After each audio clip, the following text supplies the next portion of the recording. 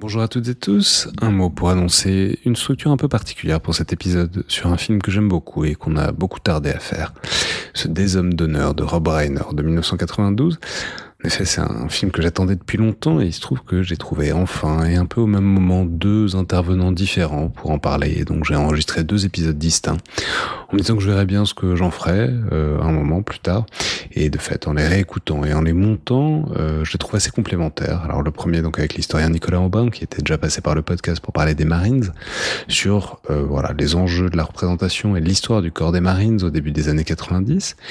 Et le second épisode, seconde partie, avec un avocat, Charles-Emmanuel Prieur, où on réfléchit de manière assez différente, beaucoup plus serrée, beaucoup plus précise, sur les enjeux vraiment juridiques du film et sur la manière dont fonctionne la justice militaire aux États-Unis et ailleurs, ce que je trouve tout à fait intéressant aussi, d'où cette structure un peu inhabituelle, avec 2 épisodes distincts mais collés l'un après l'autre, parce que on parle du même film, un excellent film, mais dans une certaine mesure, on parle pas non plus exactement de la même chose.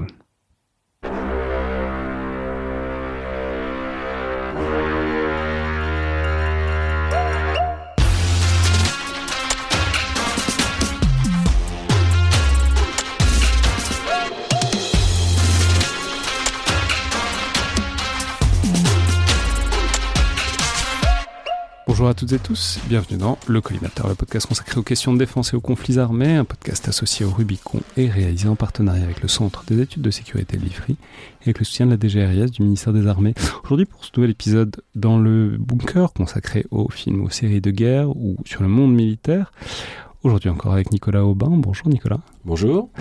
Donc, historien, spécialiste notamment des Marines. Je vais rappeler que vous avez fait paraître chez Perrin Les Marines, histoire d'un mythe américain, il y a quelques semaines, quelques mois maintenant, chez Perrin, et on a déjà parlé à ce micro d'un film sur les Marines, un peu corollaire au livre, qui touche au livre, Le Maître de guerre de Clint Eastwood, sorti en 1986.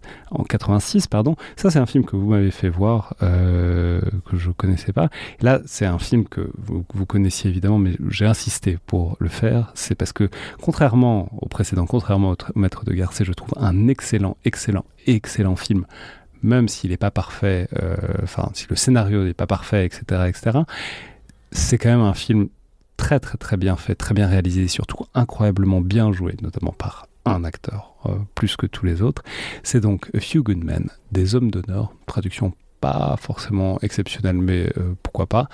Film de 1992 de Rob Reiner, avec notamment Tom Cruise, Demi Moore, Kevin Bacon et évidemment Jack Nicholson en colonel des Marines. Alors peut-être dites-nous, à revoir ce Few Good Men, qu'est-ce que vous en avez pensé ?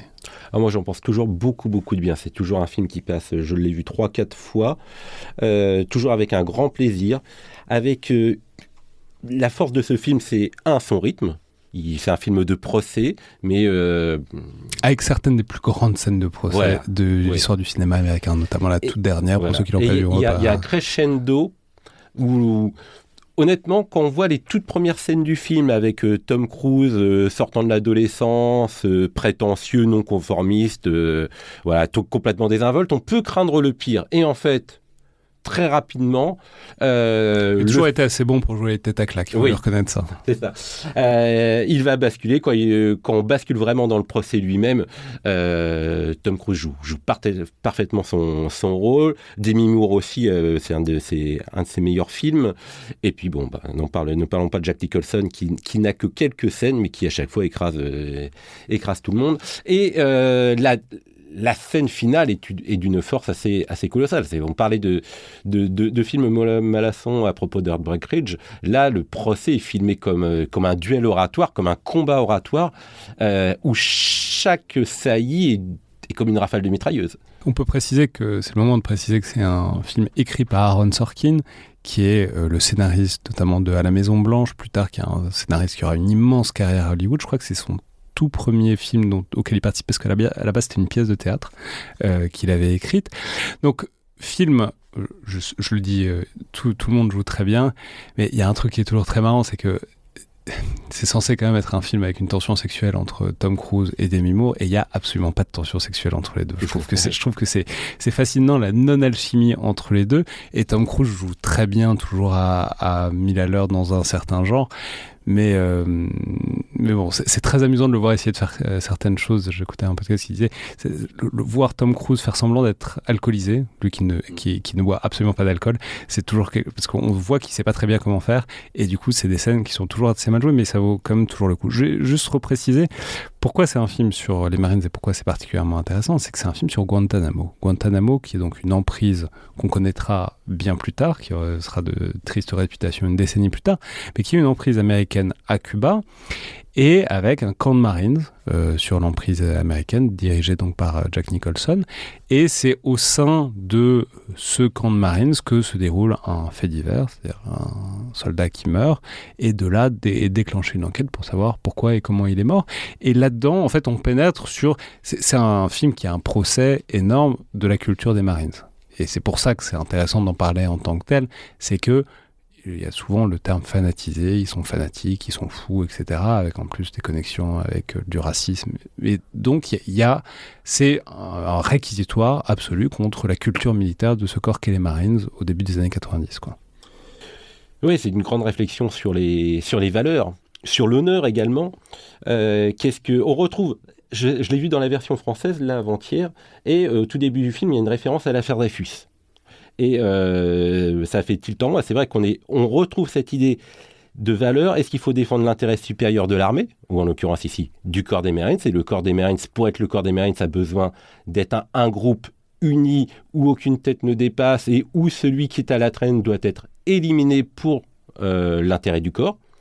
Ou est-ce qu'on défend les droits humains, le droit à la justice, le droit à la différence? Et ça traverse tout le film, puisque tout à la fin, cela se termine avec les deux assassins qui sont jugés, mais qui ont agi sur ordre, puisque il s'agissait d'un code rouge, c'est-à-dire un passage à tabac d'un soldat qui était déviant, tout du moins dans l'esprit du corps. Donc ordonné, en tout cas... C'est ça qui est très intéressant, c'est que l'idée c'est que c'est jamais fait de manière désordonnée. C'est-à-dire c'est un nom, c'est un code rouge, c'est une procédure qui est non dite, non officielle, mais néanmoins très cadrée et très culturellement transmise. Intériorisée. Et toute la question du film, c'est de savoir si l'ordre a été donné, oui ou non, et donc si ces deux soldats... Mais c'est vrai que la morale du film est très perturbante, parce que c'est l'acquittement à la fin de deux assassins, et qui est présenté comme un truc extrêmement positif, parce qu'ils avaient agi sur ordre, et c'est ça qui sauve c'est ça la morale de l'histoire, c'est qu'on peut faire n'importe quel truc, mais sur ordre. Ouais, si ce n'est qu'ils sont quand même cassés, et le simple fait d'être cassés, d'être exclus du corps des Marines, les traumatise, l'un réussissant à comprendre au moins le pourquoi de la sanction, puisqu'il dit on avait pour mission en tant que soldat de protéger les plus faibles, et il s'avère que notre camarade était plus faible que nous, on n'a pas su le protéger. Mais c'est quand même un truc... Parce qu'effectivement, ils le disent, la question de la loyauté est très centrale, et notamment la devise qui revient à plusieurs... Ça, c'est Unit, Core, God, Country. Ouais, dans cet ordre-là. Dans cet ordre-là. Donc l'unité, le corps, les Marines, Dieu, et ensuite le pays. Ce qui n'est pas forcément intuitif pour une unité militaire, que le pays passe en dernier après tout le reste. Mais au fond, c'est ça, la problématique centrale du film, c'est de savoir s'ils doivent quelque chose aux Marines, si l'intérêt des Marines est premier ou si c'est l'intérêt du pays qui est premier. Et c'est cette tension-là qui est complètement transversale dans ce film. À cela s'ajoute le fait que le procès est organisé par le département de la Navy, et que ce sont donc des marins qui enquêtent sur le corps des Marines. Donc il y a en plus cette rivalité que l'on retrouve entre le corps des Marines et la Navy, et le procès lui-même mélange des juristes et des avocats soit rattachés au corps des Marines, soit rattachés à la Navy. Les héros... Avec les gros clichés, des clichés qu'on retrouve d'ailleurs dans votre livre, sur notamment donc, le personnage qu'on voit pas tant que ça, mais qui est très important, de Kiefer Sutherland, qui est un peu l'échelon, le rouage intermédiaire dans toute cette ligne, enfin, dans tout ce mécanisme qui va amener à la mort du soldat, dit à un moment à Tom Cruise, donc officier de la Navy, dit j'adore les marins, vous êtes là quand nous on doit aller se battre, vous faites le taxi. Ce qui est un cliché absolu de la rivalité entre les Marines et la Navy, qu'on voit arriver tout le temps, mais qui revient là. Ouais, c'est vous qui nous menez en bateau. On peut jouer sur le double sens. L'enquête est conduite par un rival. Voilà, l'enquête est conduite par un rival. Et donc déjà, en soi, elle n'est pas légitime. Il y a forcément d'emblée un biais du côté du corps des Marines. Et l'un des enjeux du film, ça va être finalement d'arriver à faire reconnaître par le corps lui-même, en l'occurrence le colonel qui commande la base, que l'ordre a bien été donné parce qu'il s'inscrit dans un système des valeurs qui est propre au corps des Marines et qui est hors sol par rapport à la juridiction et à la législation qui existe aux États-Unis, que le corps des Marines est autonome et se considère légitime à être autonome et hors la loi. Il y a aussi un truc qui est très tendu et qui n'est pas hyper apparent, mais moi ça doit faire 5 ou 6 fois que je le vois ce film, donc ça finit par m'apparaître mais surtout en lisant votre livre avant, sur les tensions raciales à l'intérieur, puisque un des deux personnages qui est accusé, c'est un noir, qui est accusé notamment, qui est un peu sacrifié par notamment le personnage de Kiefer Sutherland, dont il est extrêmement clair dès le début qu'il vient du sud profond des États-Unis, qu'il est très raciste. Et le personnage de Jack Nicholson l'indique et le rappelle parce que, bref, le père de Tom Cruise a été procureur général des États-Unis, et il insiste devant ce Kiefer Sutherland, ce lieutenant Kendrick, pour dire, lui, il a forcé l'intégration d'une petite noire à une école de blanc, ce qui indique bien que c'est un personnage raciste qu'il a face à lui, qui vient du sud profond. Et donc il y a forcément une tension qui se pose entre ce marine noir qui ne fait, au final on sait qu'il n'aura fait que suivre les ordres, qui suit de manière tout à fait religieuse, et en même temps des gens autour de lui qui manifestement n'ont pas du tout son intérêt en tête et qui sont prêts à le sacrifier. Après on apprendra qu'il a à moitié saboté sa carrière. Voilà, il y a une tension raciale qui est aussi représentative de ce que vous écrivez par ailleurs sur le fait que les années 70, 80, 90, l'intégration des minorités, ça pose question et ça pose beaucoup de tensions. Oui. Oui, il pose question et est considéré comme une perversion du corps. Donc là encore, ce code rouge peut être compris comme le désir, puisqu'il s'avère que la victime, il s'appelle Santiago, donc on peut se douter qu'il est d'origine latino. On peut considérer que ce code rouge est une forme de purge que le corps cherche à s'appliquer à lui-même pour garder sa santé, éliminant les plus faibles et l'assumant avec une aisance assez consternante. On y retrouve aussi le sexisme, notamment lorsque le colonel accueille pour la première fois les deux avocats qui procèdent à l'enquête. Face à Demi Moore, il se plaît à dire que l'on n'en prend pas plus de plaisir que le plaisir de se faire sucer par une supérieure, rappelant à Tom Cruise qu'elle est son supérieur. Donc il y a le sexisme, l'homophobie aussi, puisqu'à plusieurs reprises ils utilisent tout le vocabulaire notamment le terme de folle tordue à leur encontre. On voit que vous l'avez revu en français, en version française, parce que je sais plus ce que c'est, mais c'est pas comme ça en anglais. Mais oui, il y a tout quoi. Il y a le racisme, il y a le sexisme, il y a l'homophobie. Enfin, mais c'est ce portrait-là des Marines. Et d'une génération de Marines qui est compliquée, ça renvoie à ce qu'on disait sur Le Maître de guerre avec Clint Eastwood, mais c'est un passage au tout début où sont les deux personnages, les deux officiers principaux, enfin deux des officiers principaux, sont deux officiers qui ont fait le Vietnam. Et qui reviennent du Vietnam avec une leçon compliquée, une morale compliquée, on a l'impression refoulé, sublimé, projeté tout ça sur une certaine conception du corps des Marines et de comment on organise le corps des Marines. Mais c'est aussi le portrait d'une génération d'officiers qui n'a pas eu de guerre, qui n'a pas eu de victoire, et ça crée quand même des conséquences en cascade sur le corps des Marines, puisqu'ils sont persuadés, n'ayant pas eu de vraie guerre, sont persuadés d'être en guerre en permanence. Ils sont à Guantanamo, il ne se passe jamais rien à Guantanamo. Hein. Certes, ça se regarde un peu de travers avec les Cubains, mais globalement, il ne se passe jamais rien à Guantanamo, et c'est très bien comme ça. Et le personnage de Jack Nicholson, n'ayant pas eu sa guerre victorieuse, est persuadé qu'il sauve les États-Unis à chaque seconde de la journée. C'est d'ailleurs comme ça qu'il va finir par chuter, alors que déjà il n'est pas chez lui, hein, Guantanamo c'est à Cuba, et puis mais il est persuadé que en faisant ça, il maintient la sécurité des États-Unis, ce qui est curieux. Oui, et qu'il est à la frontière, il tient le mur. On se croit dans Game of Thrones. Il est face au vilain, quoi. Oui, face au vilain. Et lui, c'est le camp des gentils qui doit protéger les plus faibles, qui doit protéger la société américaine de la menace communiste. Et Nicholson, moi je le trouve absolument formidable dedans, parce qu'il a réussi à capter avec sa tête de sadique qui nous a ressorti de Shining. Il a réussi à capter, moi je trouve, la quintessence du cliché que l'on a du Marines, la brute, le guerrier, obtus, et qui est incapable de remettre en cause la moindre parcelle de ses idées reçues. Il y a aussi tout un tas de...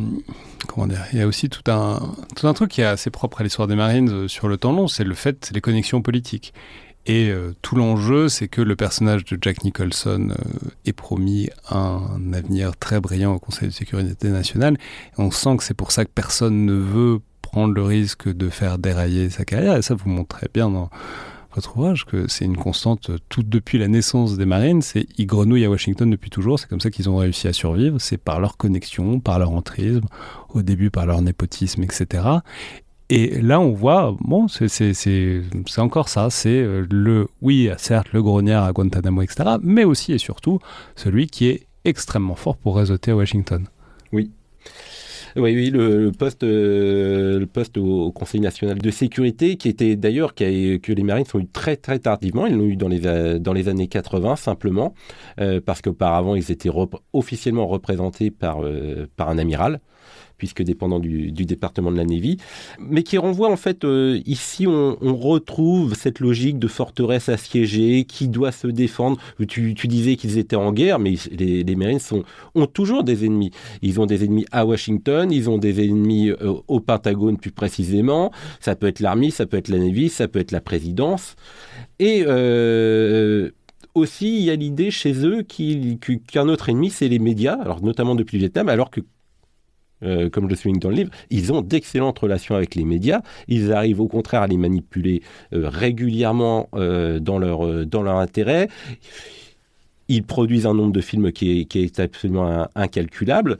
Et même encore dans ce film, alors ce film n'a pas du tout bénéficié du soutien du corps des Marines, mais l'image du corps n'en est pas aux États-Unis, n'en sort pas écorné. Hein. Il y a quand même cette idée que l'on crée des soldats qui sont supérieurs, que cette question d'obéissance est une valeur positive, parce qu'au combat, ils vont rester unis, que les valeurs du corps les soudent, mais que le seul risque, faisons attention à nos officiers supérieurs, pour pas qu'ils partent en vrille, comme l'a fait Nicholson. D'où l'importance d'avoir un contrôle de la nation sur l'armée.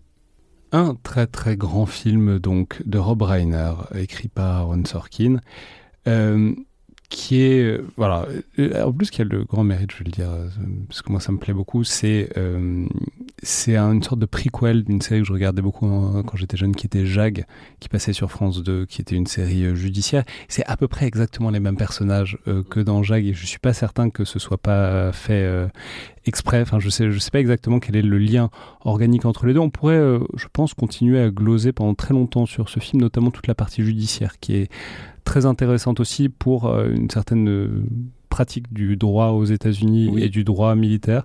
On a oublié de mentionner Kevin Pollak aussi, qui a un rôle quand même assez majeur dans le film. Des hommes d'honneur, donc, de 1992. Merci beaucoup, Nicolas Aubin. Merci à toi. Bonjour, Charles-Emmanuel Prieur. Bonjour, Alexandre. Vous êtes avocat et, je veux dire, vous m'avez contacté en tant qu'avocat, auditeur du collimateur, mais pour me proposer de parler de ce film, ce qui m'a tout à fait ravi, parce que c'est un film qu'on m'a pas proposé. Je peux lever un peu la manière dont ça se passe en général, ces épisodes.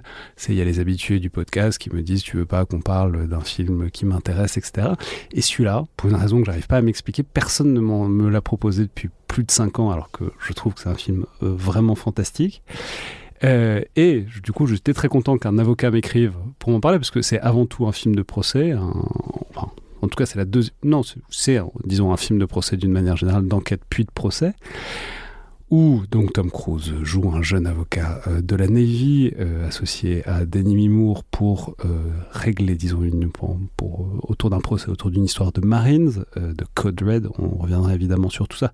Ce sont des choses qu'on a un peu évoquées dans une émission récente avec Nicolas Aubin.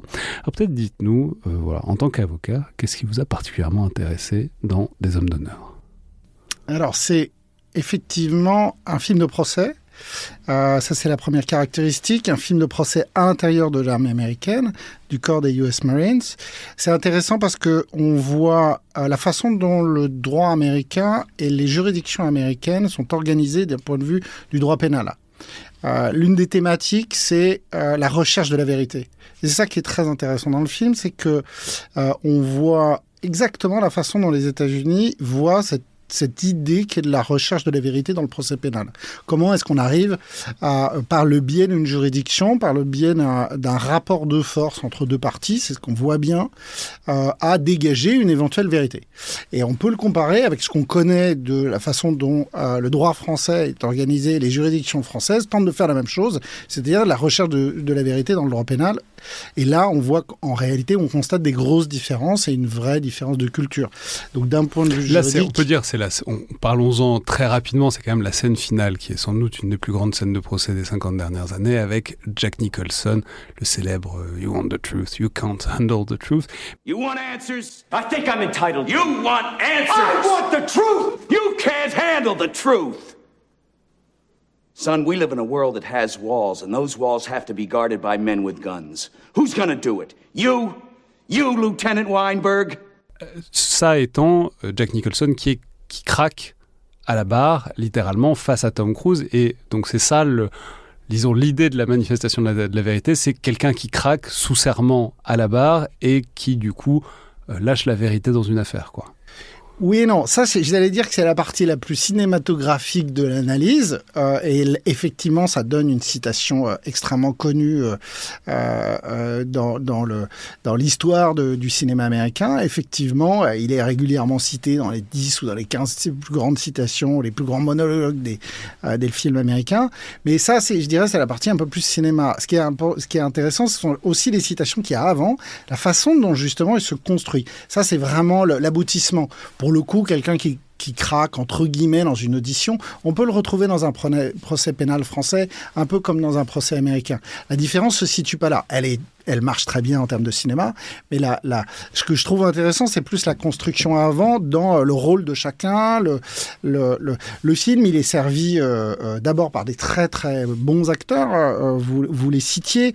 Il y en a d'autres d'ailleurs. On voit Aaron Sorkin lui-même à un bref moment, mais il y a même... Aaron Sorkin, donc précisons, c'est donc l'immortel showrunner ensuite de À la Maison Blanche, cette série autour du président Bartlett, de cette série vraiment dans la Maison Blanche, qui a un style d'écriture d'ailleurs très très net, qui sera ensuite dans The Newsroom, dans ses séries après, mais donc on reconnaît un peu déjà, c'est un grand spécialiste du walk and talk, c'est-à-dire deux personnages qui marchent et qui parlent très très vite en général d'un truc. Quand on arrive à suivre, on se sent très intelligent quand on regarde un film d'Aaron Sorkin.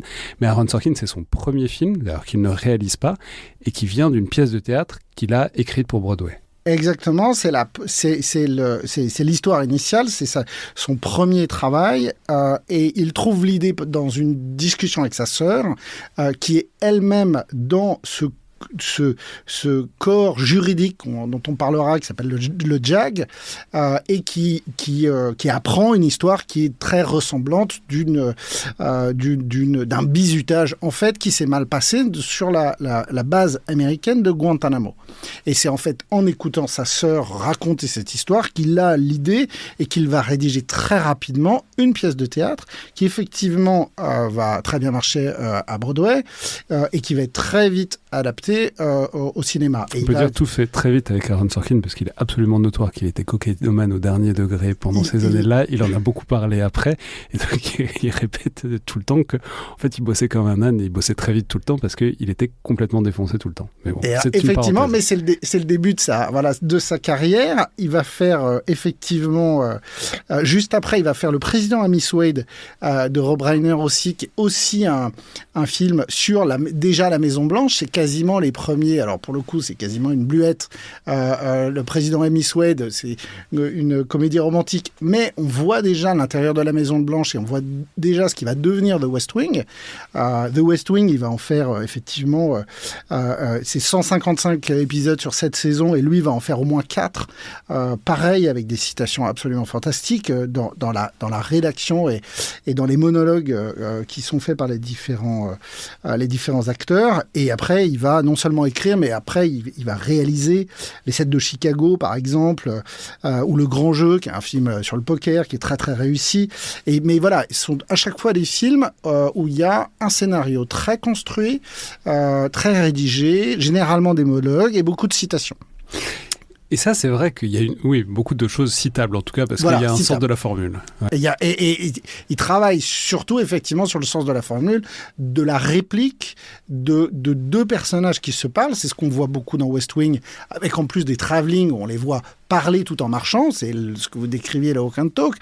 C'est un peu moins le cas dans ce film-là, mais on a déjà la rédaction et on a déjà des réparties entre les différents acteurs.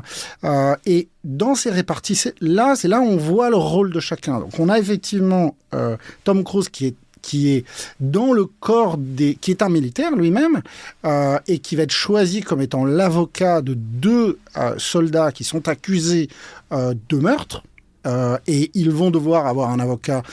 Le premier avocat, ce sera Tom Cruise. Il va être adjoint par un second lieutenant qui viendra l'aider dans la construction de la défense de ces 2 soldats.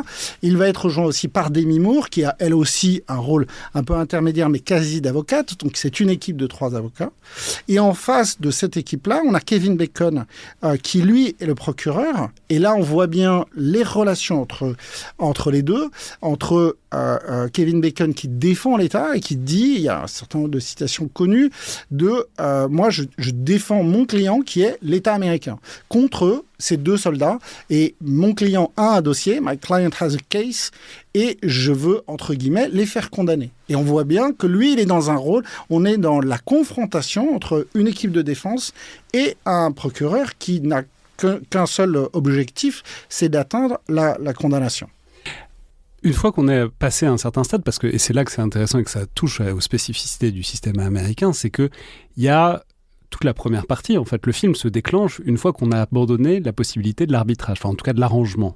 Mais c'est ça, il faut avoir un peu l'habitude, mais c'est ça qui est central dans le système américain, c'est que généralement ces choses sont arrangées entre défense et accusation, on s'accorde pour un truc et il y a une accusation... une acceptation de culpabilité, il y a un plaidé coupable, moyennant une peine réduite, ce qui évite d'avoir le procès, ce qui évite d'avoir exactement ce qu'on va avoir. Et c'est pour ça que c'est aussi pour ça que c'est si théâtral, littéralement, c'est parce que c'est assez rare. C'est pas comme ça qu'on est censé faire, et tout le monde a bien la sensation, enfin, le manifeste dans ce film, que c'est pas comme ça que c'est censé se produire, c'est beaucoup trop de risques pour tout le monde, et notamment pour les 2 accusés. Mais donc, de cette situation d'exceptionnalité arrive la grande pièce de théâtre de ce procès.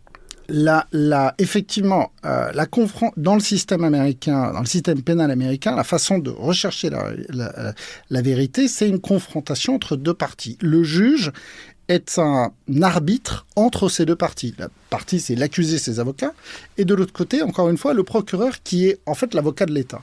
Et le juge n'est que l'arbitre entre les deux, et on le voit très bien d'ailleurs dans l'audience. L'audience est construite par les parties. Et le système américain considère que cette confrontation va produire de la vérité et qu'il est plus important de respecter les droits de chacun dans cette confrontation à la rigueur qu'aller chercher la vérité. Il y a un principe américain qui est de truth before justice. Et c'est pardon, c'est l'inverse. Un principe américain de justice before truth. Justice, ça veut dire les droits de chacun dans le procès avant la vérité. Parce que à partir du moment où on a respecté les droits de chacun, alors ce qui va en être la conséquence sera nécessairement la vérité. Et les Américains ont un problème depuis quelques années, c'est que toute une série d'analyses d'ADN, qui sont des analyses objectives, ont démontré que ce produit-là, cette confrontation n'avait pas tout le temps été très heureuse et qu'elle avait fini par faire condamner des accusés qui n'avaient pas les mêmes moyens que le procureur. Parce que le problème de cette confrontation, c'est que personne, tout le monde doit apporter ses moyens, doit apporter sa façon de trouver les preuves. Et donc, quand vous avez peu de moyens, vous n'avez pas de quoi payer des détectives privés, payer une équipe de défense, et vous êtes un accusé avec moins de moyens que le procureur, lui, qui bénéficie de l'impact de l'État, de la force de l'État. Et donc, cette dichotomie-là, de temps en temps, a produit des résultats qui ont été démontrés comme étant parfaitement éloignés de la vérité. Et donc, il y a une vraie réflexion aux États-Unis sur ce sujet-là. Et quand on le compare au système français, la grosse différence, c'est que parce qu'on est un pays de service public, on a donné aux juridictions le service public de la recherche de la preuve à décharge. C'est ça qui fait l'élément de différenciation. C'est-à-dire que vous avez un juge d'instruction ou la police qui va chercher à charge et à décharge. Donc et dans ce cas-là, et donc il cherche la vérité. Et là, alors qu'on le voit bien à Kevin Bacon, le procureur américain, il y a un moment, l'équipe de défense des accusés va quasiment l'accuser lui-même de ne pas avoir révélé le fait qu'il savait que si ces deux soldats américains étaient accusés de meurtre, c'est parce qu'ils avaient fait un bizutage qui avait mal tourné, mais que ce bizutage avait été le produit d'un ordre donné. Et donc là, on voit à ce moment-là où ils comprennent qu'en fait, ça provient d'un ordre d'un supérieur, ils vont quasiment accuser le procureur de ne pas avoir révélé cela. Et on voit à ce moment-là qu'il dit, mais moi, j'ai un dossier, je ne suis pas... j'ai vérifié que cet ordre-là, l'officier en question dit le contraire, dit qu'il n'a pas donné l'ordre, et je m'arrête là. Je n'ai pas à aller chercher, entre guillemets, trop loin. Alors que le juge d'instruction français, lui, il est tenu de faire un travail, encore une fois, service public de la justice, de la recherche de la preuve à décharge. Et donc, on va chercher, effectivement, si l'accusé en question est vraiment le bon accusé aussi. Voilà. Et donc... et on le voit bien, cette dialectique dans un procès français où le président de l'audience a un vrai rôle, non pas d'arbitre, mais de rechercher la solution. C'est lui qui interroge, c'est lui qui donne la parole, c'est lui qui veut entendre telle ou telle personne, qui veut comprendre tel et tel élément, il est tout à fait impliqué. Alors que le juge américain que l'on voit très bien dans ce film, qui est dans l'audience, lui, il a vraiment un rôle d'arbitre. Et c'est pour ça que l'objection qu'on a dans tous les films américains, c'est précisément une partie qui objecte à l'autre partie, et le juge va se contenter de dire oui, overruled, ou il laisse parler. Donc c'est un véritable arbitre. Il ne cherche pas particulièrement à savoir ce qui s'est passé. Et dans le dossier qui est décrit, ce qui s'est passé, c'est toute la problématique. Donc encore une fois, on le sait dès la première minute, donc il n'y a pas de suspense de ce point de vue-là. C'est un bizutage qui s'est mal passé, et les deux soldats devaient remettre dans le droit chemin un de leurs camarades. L'opération se passe mal, le camarade décède, alors que ce n'était pas du tout la volonté des deux soldats qui voulaient uniquement lui imposer une brimade. Et donc, tout le débat, c'est est-ce que ils ont agi sur ordre. Et ça pose en réalité la question des militaires au regard des ordres qu'ils reçoivent. Parce que ça, c'est la deuxième grande thématique, en plus de cette histoire de procès. Et là, pour le coup, c'est très commun entre la France et les États-Unis. On voit bien que le métier de militaire, c'est un métier qui est structuré autour des ordres. Lorsqu'on reprend les textes applicables du Code de la Défense, des textes réglementaires ou même du Code d'honneur des soldats français, on a à chaque élément, on voit la logique de l'ordre. On doit répondre à une mission en fonction des ordres qui sont donnés. Le rôle du soldat est d'exécuter un ordre. Et donc, la présence, et ça c'est évidemment très spécifique à ce métier particulier, et donc cette relation à l'ordre est une relation très particulière, et beaucoup plus importante que dans n'importe quel l'ordre hiérarchique dans une société de droit privé, par exemple. On voit bien que puisque c'est un métier qui peut aller jusqu'à donner sa vie, et c'est dans les textes, la relation à l'ordre est très particulière. Et à donner la mort aussi et surtout, donc puisque là, c'est donc la question de qui porte la responsabilité de l'acte, en l'occurrence fatal, mais ça pourrait être fatal d'une autre manière, c'est la personne qui a donné l'ordre. Et c'est la plus haute personne, c'est la personne la plus haut gradée qui a donné cet ordre. C'est-à-dire il faut remonter la chaîne et voir jusqu'où ça s'arrête. Et c'est tout ça l'enjeu du procès, c'est de voir est-ce qu'il y a un lien brisé entre les soldats, leur N+1, pour aller jusqu'au colonel Jessup, donc Jack Nicholson, ou est-ce que ce lien s'est quand même fait de manière plus ou moins implicite, mais de manière claire ? Et c'est exactement effectivement la thématique. Est-ce que on peut être exonéré d'une responsabilité pénale parce qu'on a suivi un ordre? Et c'est tout le débat de ce film. Est-ce que le simple fait d'avoir suivi l'ordre exonère de toute responsabilité? Alors que et ce d'autant que dans les textes qui s'appliquent en droit français, mais encore une fois dans la justice américaine, dans le système militaire américain, c'est assez comparable, il y a un délit qui est le refus d'obéissance. Donc quand je dis la place de l'ordre, elle est d'autant plus importante, c'est que vous pouvez être condamné pénalement, quand vous êtes militaire français, pour avoir refusé d'obéir à un ordre. Et donc, quelle est la dichotomie en fait entre ces deux éléments? Elle est contenue dans un article général du Code pénal, d'ailleurs, qui s'applique à tous. C'est qu'on n'est pas pénalement responsable lorsqu'on accomplit un acte commandé par une autorité illégitime, et c'est-à-dire un acte qui est manifestement illégal. C'est ce qu'on a appelé en matière militaire la théorie des baïonnettes intelligentes. Le droit français a fait en sorte que les militaires ne soient pas uniquement considérés au regard des ordres qu'ils reçoivent, et en considérant qu'ils doivent appliquer n'importe quel ordre, mais non, c'est qu'ils doivent interpréter cet ordre-là et qu'ils doivent arrêter de l'exécuter à partir du moment où cet ordre est illégal. Le texte militaire, c'est le Code de la Défense, l'article 41-22-1.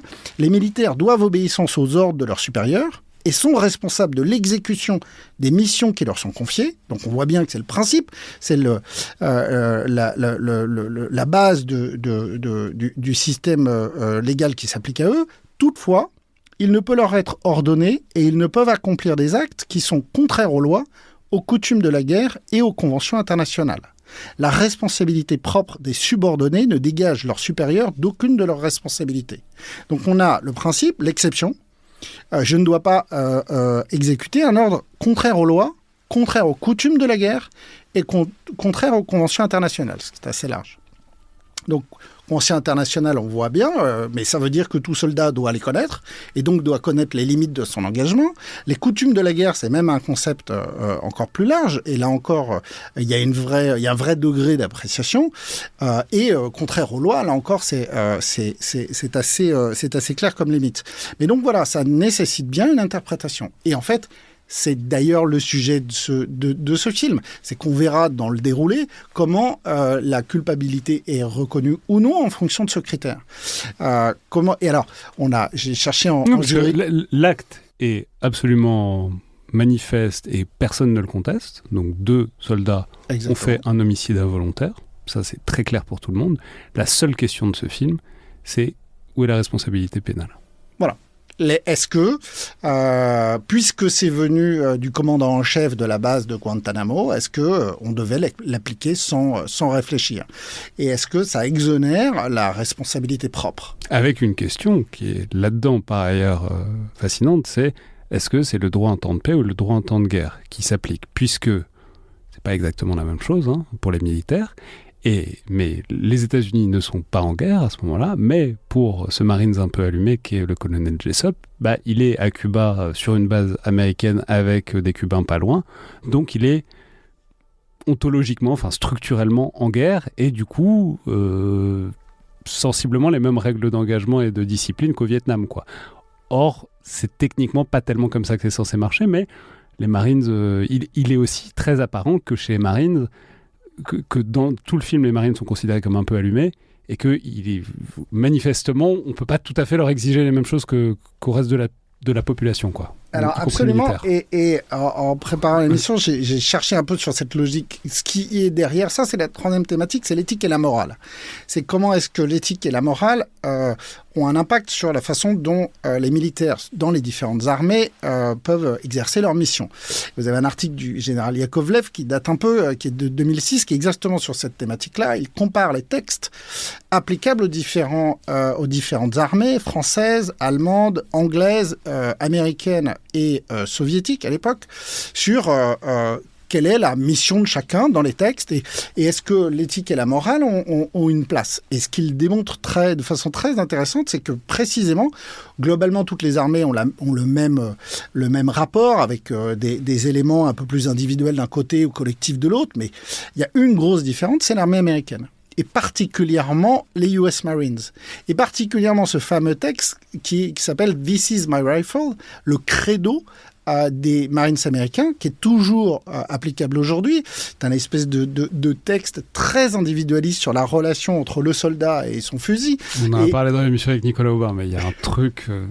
il y a de la psychanalyse de comptoir très très facile à faire sur l'obsession de ces hommes seuls dans la fleur de l'âge pour leur gros fusil. Mais bon, peu importe. Exactement. Et le général Yakovlev constate de façon très sérieuse qu'il y a bien une philosophie très spécifique du soldat américain entre sa relation individuelle, la force qu'il doit avoir, et le concept de victoire. Et que la victoire ne vient que de ce traitement individuel, de cette force individuelle. Alors que dans d'autres armées, on a des choses qui sont beaucoup plus soft d'une certaine façon, en tout cas qui prennent beaucoup plus en compte la morale d'action. Et il dit, on voit bien d'ailleurs les limites du raisonnement américain lorsqu'on prend les derniers combats, notamment l'Irak, où le concept de victoire est déjà beaucoup plus difficile à définir, et donc le comportement individuel ne peut pas être exclusivement en lien avec la victoire comme étant le seul but possible à atteindre, mais qu'on doit bien avoir, particulièrement dans les opérations de maintien de la paix ou dans les opérations extérieures en ce moment, on voit bien que la notion de victoire et de défaite est très difficile à fixer, et donc le comportement, il peut pas être exclusivement lié à ça. Et donc il montre bien d'ailleurs dans les textes que de ce point de vue-là, les concepts américains sont assez différents des autres armées. Et donc dans ce film-là, on voit bien ça, parce que le colonel Jessup, qui est donc dans cette base de Guantanamo, ce qui fait découvrir sans doute à ce moment-là que les États-Unis ont une base à Cuba, puisque Guantanamo c'est à Cuba. On en a tous entendu parler parce qu'il y a la prison et il y a eu, on a découvert qu'il y avait des soldats des terroristes qui avaient été emprisonnés dans cette prison depuis des années, mais précisément parce que ça n'est pas sur le territoire américain. Exactement. Et qu'il y a une dimension extrajudiciaire à là que par ailleurs on voit déjà dans ce film-là. Il y a quand même cette idée que on est sur une base militaire dans un pays hostile et que du coup les lois qui s'appliquent, c'est pas très clairement défini dans le film, mais en tout cas sont manifestement différentes de ce qu'il ferait sur le territoire américain. En tout cas, c'est l'application de ce qu'en dit le colonel Jessup. L'idée du film, c'est de répondre à ça en disant non. Le droit, il s'applique tout le temps, et y compris lorsque vous êtes quasiment en état de guerre, c'est-à-dire à quelques miles d'un soldat étranger qui veut vous faire la peau. Vous voulez dire que le colonel Jessup est le grand théoricien du traitement des prisonniers dans la guerre contre la terreur pendant les 15 années qui ont suivi.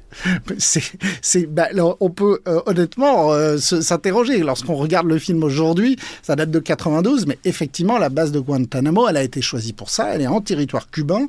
Elle est totalement isolée des États-Unis. C'est une base qui date de la guerre entre l'Espagne et les États-Unis en 1850 sur l'indépendance de Cuba, qui va devenir un protectorat américain à ce moment-là. Et effectivement, cette base est une location de l'État cubain en faveur des États-Unis. Fidel Castro et ses successeurs n'encaissent pas les chèques qui sont adressés tous les ans par les États-Unis pour le prix de cette location, parce qu'ils ne reconnaissent pas la location, mais la base, elle, existe toujours. Ils prennent pas l'argent, mais ils font pas d'éviction de locataires non plus, parce que pour plein de raisons, ce serait un peu compliqué, quoi. Exactement, plus difficile à exécuter. Mais voilà, donc c'est l'idée du film, c'est quand même de dire oui, certes, les juridictions sont différentes, puisqu'on voit des militaires qui sont jugés par des militaires. C'est ça aussi qui est intéressant dans le film. On voit la façon dont des militaires sont jugés. Et c'est très intéressant. On voit les grandes limites. Il y a un truc avec le grade et le grade de colonel. Alors pour ce colonel Jessup qui est promis apparemment au moment du film au Conseil de sécurité nationale, etc. Puisque c'est ça tout le retournement de la fin du film, c'est l'idée que Tom Cruise est quand même pas loin d'aller en tôle. Parce que accuser sans preuve un officier supérieur, c'est quelque chose de pénalement... on est pénalement responsable, on est loisible de poursuite pénale. Et c'est pour ça, ça met beaucoup de l'attention dramatique du film. Mais du coup, c'est très intéressant de... Je ne sais pas si ce serait pareil en France, mais en tout cas, là, il y a un vrai risque d'attenter au statut de militaire, y compris par la parole, dans une salle de procès, alors que, a priori, il est quand même souvent à peu près admis que dans une salle de procès, on dit un peu ce qu'on veut pour défendre ses accusés. C'est le cadre légal de la plaidoirie qui, effectivement, est aussi l'un des éléments. Et donc, vous avez exactement la même chose, d'ailleurs, dans le Code de justice militaire français, où vous avez, à l'audience, se rend coupable envers le tribunal ou envers l'un de ses membres de voie de fait d'outrage ou de menace par propos ou par geste, c'est ce qui peut donner lieu à une condamnation d'un militaire. Donc il y a même dans le droit français exactement ça, l'outrage à magistrat, dans un texte spécifique qui s'applique aux militaires. Mais il y a aussi un principe qui s'applique en droit français, qui est l'immunité à l'intérieur de l'audience.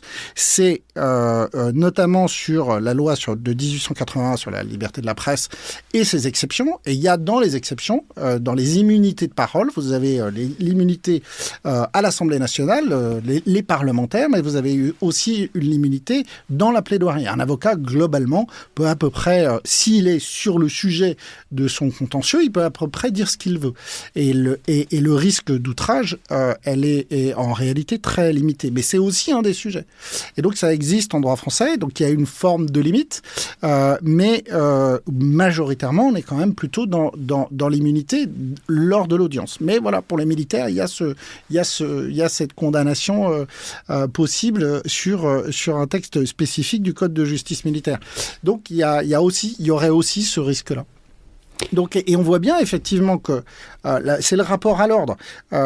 Si on prend encore une fois des exemples de jurisprudence sur est-ce qu'on a le droit ou pas d'appliquer un ordre illégal? En réalité, les exemples, on les connaît. L'un des premiers connus, c'est l'affaire du GIGN et des écoutes de l'Élysée, puisque les gendarmes du GIGN qui faisaient ces écoutes dans les années 80 pour le compte de François Mitterrand ont essayé de se défendre en disant qu'ils exécutaient un ordre. Et donc là, la Cour d'appel de Paris a jugé que l'ordre était manifestement illégal puisqu'un président de la République n'avait pas à utiliser les services de l'État à des fins personnelles et qu'ils auraient dû comprendre que l'ordre était manifestement illégal.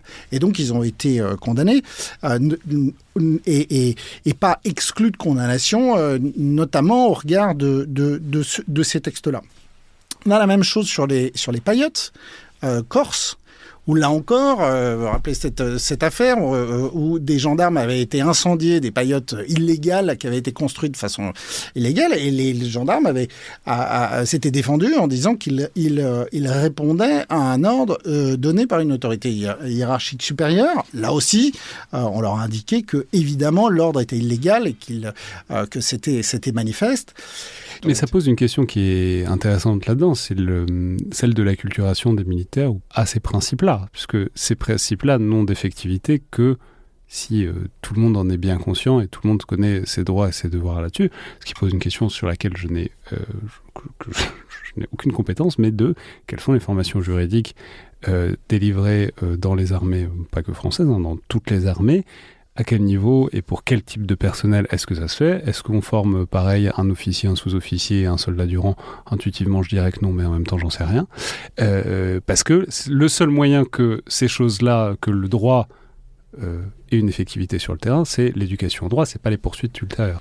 Et encore une fois, c'est pour ça que je vous citais le texte du Code de la Défense qui fixe le principe de j'exécute les ordres, mais immédiatement qui comporte une exception que je trouve particulièrement large, puisqu'elle vise l'exception à violation des lois, coutumes de la guerre et conventions internationales. Ce qui nécessite, encore une fois, de la formation pour savoir où commencent les conventions internationales, quelles sont celles qui sont signées par la France, applicables, donc quels régissent le bizutage et le bizutage sur les bases à l'étranger, quoi. Voilà. Et est-ce que, par extraordinaire, il y aurait une exception sur le bizutage ? Sachant que, alors, le bizutage, comme on le sait, a fait l'objet d'une loi spécifique. Ça fait partie de ces listes de lois, d'une certaine façon un peu catégorielles, ou en tout cas qu'on prend à l'occasion d'un fait divers, parce que les textes existants permettaient sans doute de condamner ce type de comportement. Mais on voit bien que c'est une pratique qui est ancienne, puisque le mot bisu apparaît en 1843 dans un document qui concerne Saint-Cyr et qui vient du terme bisogne, qui au XVIe siècle désignait une jeune recrue. Et donc le bisu, par opposition à l'ancien, c'est un élève de première année dans une classe prépa aux grandes écoles et notamment à Saint-Cyr. Et donc on voit bien que le bizutage, historiquement, était aussi lié à l'armée. Mais la loi de 98 qui est venue sanctionner le bizutage, elle a une vocation très très large et a déjà fait l'objet d'applications, évidemment, dans toutes les écoles et pas exclusivement dans l'armée. Et on voit bien que Non, mais ça tient tout à fait aux limites. Enfin, je veux dire, ça n'est pas un secret du tout que le bizutage existe encore très largement, y compris dans les écoles, d'officiers. Simplement, c'est toujours la question de... Voilà, aujourd'hui, on appelle ça les traditions. La transmission des traditions, on peut considérer que c'est des traditions, et puis si c'est fait de certaines manières et si on le regarde sous un certain angle, c'est évidemment du bizutage, on appellerait ça du bizutage, mais se pose la question aussi, et si vous en parlez à des militaires qui ont vécu ça, se pose aussi la question de leur spécificité militaire, puisque beaucoup d'entre eux considèrent que c'est ça qui permet de créer une cohésion qui ensuite se traduit par une efficacité au combat. Enfin, c'est une question sans fin. Et c'est la thématique du film, d'ailleurs. C'est exactement ça, parce que initialement, c'est pour ça qu'ils font ce bizutage. C'est pour former un camarade, pour faire en sorte qu'il marche comme eux, dans les mêmes conditions, et avec une volonté qui est globalement positive ou louable, qui est de faire en sorte que le corps soit constitué et que l'ensemble de l'unité fonctionne de façon efficace. Et donc, il n'y a pas un objectif individuel contre ce soldat en question.